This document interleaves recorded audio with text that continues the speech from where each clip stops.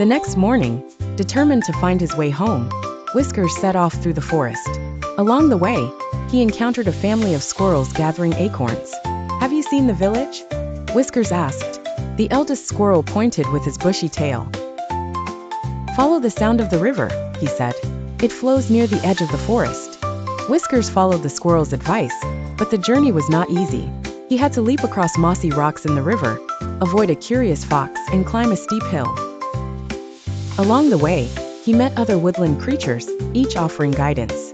A kind hedgehog shared a small berry with him when he grew hungry, and a wise old owl pointed him toward the rising sun. Finally, after days of traveling, Whiskers emerged from the forest.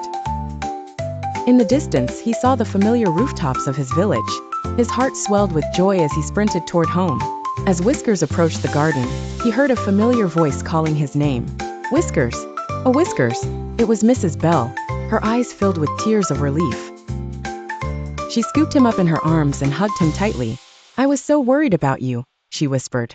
Word of Whiskers' adventure spread quickly through the village.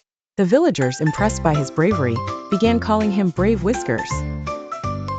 Though he had faced many challenges, Whiskers was happy to be back home, surrounded by love and warmth. From that day on, Whiskers stayed close to home, content to watch butterflies from the safety of the garden. His adventure had taught him the value of home and the kindness of strangers. And so, the tiny cat with the big heart lived happily ever after, cherished by his loving owner and the entire village.